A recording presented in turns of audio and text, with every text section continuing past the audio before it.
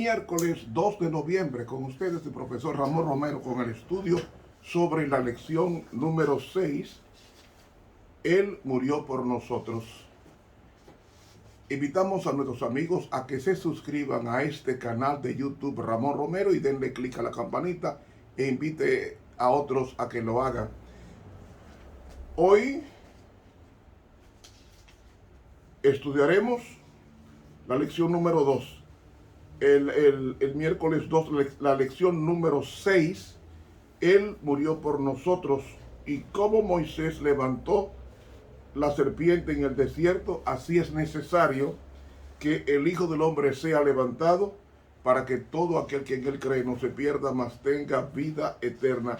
Juan 3, 14 y 15. Te damos las gracias, bendito Dios, por el privilegio de estar en tus designios y luchar por nosotros para salvarnos, y que nosotros, admirados por esa actitud, podamos amarte de todo corazón, ya que el amor de Cristo nos constriñe.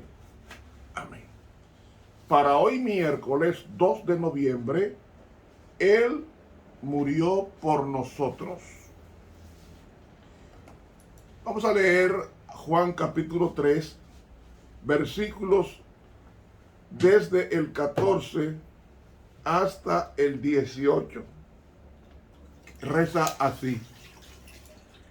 Y como Moisés levantó la serpiente en el desierto, así es necesario que el Hijo del Hombre sea levantado, para que todo aquel que en él creyere no se pierda, sino que tenga vida eterna.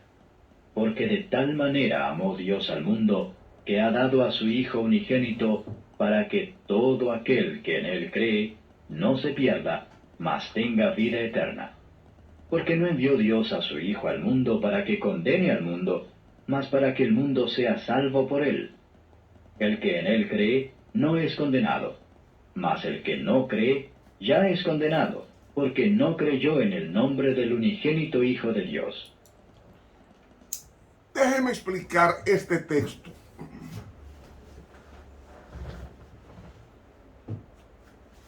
¿Qué era la serpiente? Un símbolo de Satanás. ¿A qué se estaba refiriendo Jesús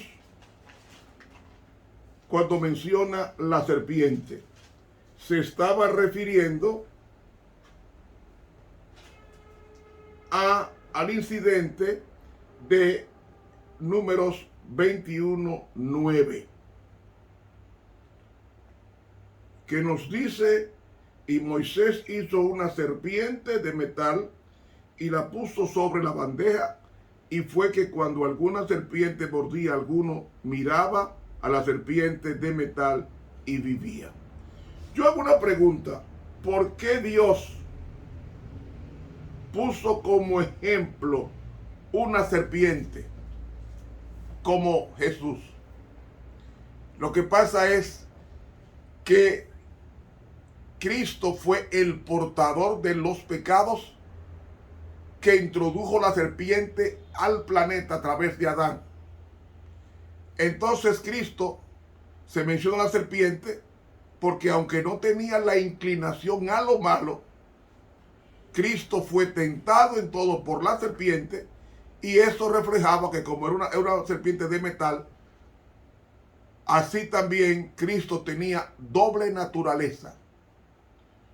La naturaleza de carne de la serpiente y la naturaleza metálica de la serpiente, que era levantada para mirar en ella. Cristo era tan humano como nosotros.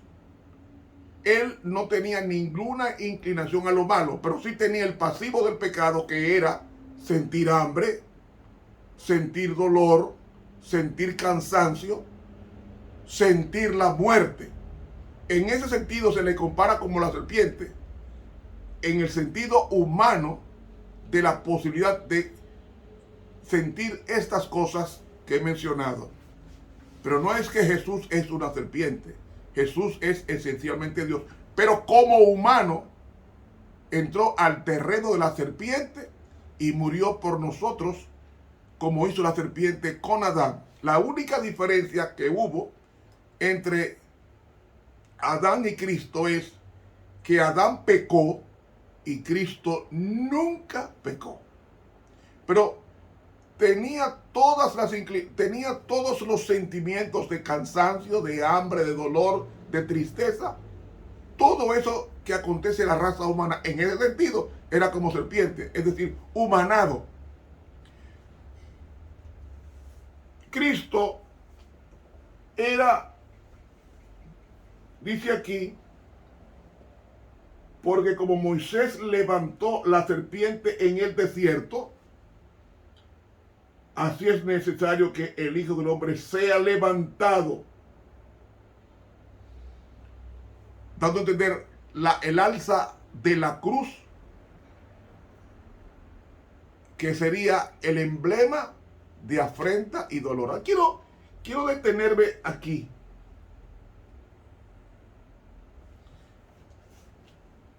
Para que todo aquel que en él creyere no se pierda, sino que tenga vida eterna. ¿Cuál es el propósito de la cruz? El propósito de la cruz, se hizo provisión para perdonar los pecados. No perdonó en la cruz el pecado del impenitente que no quiere ser perdonado. Déjame explicarlo mejor en el aspecto teológico. Cuando dice aquí, porque de tal manera amó Dios al mundo, Dios ama al ser humano y lo demostró muriendo por el ser humano. El valor nuestro lo tiene el Calvario.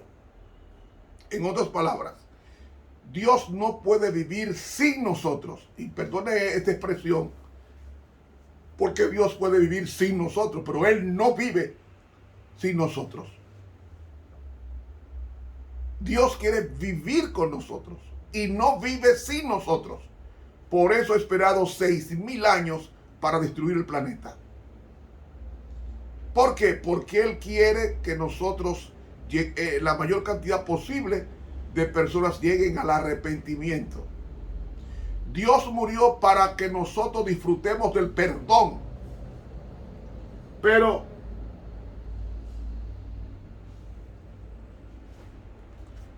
en la cruz, lo que hizo Cristo fue, al morir, nos garantiza el perdón.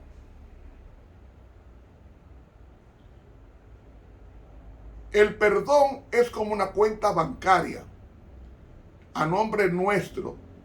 Si yo no voy al banco a retirar el dinero depositado a mi nombre, no me voy a beneficiar del dinero depositado. Así mismo es el perdón. Si yo no voy a Cristo y le busco, Él no me va a conceder el perdón, porque el perdón, aunque fue pleno en la cruz del Calvario, es individual. Aunque Dios nos perdonó, el efecto del perdón es individual y yo debo aceptarlo personalmente. De lo contrario, no puedo ser salvo, porque el perdón es una persona. Cuando usted recibe a Cristo en su vida, está recibiendo la persona perdón. Y al recibir la persona perdón, está recibiendo la vida inmaculada de Cristo, que la vivió en la tierra, sus 33 años en la tierra, sin cometer pecado. Ahora, cuando Dios envía a Cristo al mundo, no lo envía para condenar al mundo. La condenación viene por la persistencia del hombre a no querer ser perdonado. Dios no se deleita en destruir a nadie. Dice la obra de Dios, dice la palabra de Dios, que es una obra extraña. Yo he venido para que tengan vida y para que la tengan en abundancia, dice en Juan capítulo 10 el Señor Jesucristo. Entonces, Dios no envió a Cristo para condenar al mundo. Él envió a Cristo para ser salvo a través de Él. Y quiero que usted tenga esto bien claro. que dice, el que en él cree no es condenado. O sea, la palabra correcta es no es juzgado, mas el que no cree ya es condenado. ¿Por qué? Dios respeta la individualidad y la capacidad decisoria de cada persona. Dios no me puede llevar al cielo si yo no quiero. Dios razona y trabaja con personas racionales y les muestra el camino, el beneficio. Por ejemplo, un médico, tú vas al médico y te dice, mire, no tomes alcohol porque produce esto, esto. Una persona especializada en vías digestivas te va a decir, no tome alcohol, no use drogas, no coma alimentos que te dañen el hígado. Te enseña todo eso. Pero la última decisión la tienes tú si obedeces a esas recomendaciones o no. ¿Saben una cosa? A Dios no le da infarto, ni le da un ACV o un accidente cerebrovascular. Es al ser humano. Entonces Dios, que ve el daño del tabaco y del alcohol o el licor, Él te dice no lo uses. No porque Él tenga algún deseo de que tú no lo uses porque Él lo dijo. No, Él lo está diciendo para que vivas más. Ah, no, porque de algo tiene uno que morir. Claro que sí, pero Dios no quiere que tú mueras a destiempo. Y el lapso que te da a ti para de vida es para que tú la vivas en abundancia, reflejando su imagen y semejanza. De ahí que hay que entender eso. La muerte de Cristo es la muerte que nos correspondía a nosotros. La muerte, el que tenía que estar en el madero crucificado, éramos tú y yo, las personas que teníamos que estar crucificados. ¿Y qué hizo Cristo? Una actitud vicaria, indicando con esto de que yo voy a morir en tu lugar. ¿Y por qué? Porque muriendo en tu lugar, yo voy a pagar la deuda que tú tienes con el cielo de ser destruido para siempre. Y yo voy a asumir en mi vida tu destrucción para que tú vivas mi vida sin pecado. Eso es un misterio. ¿Cómo puede Dios morir si Dios no muere? Para Dios morir tenía que humanarse como la serpiente. Como la serpiente, o sea, con el pasivo de morir.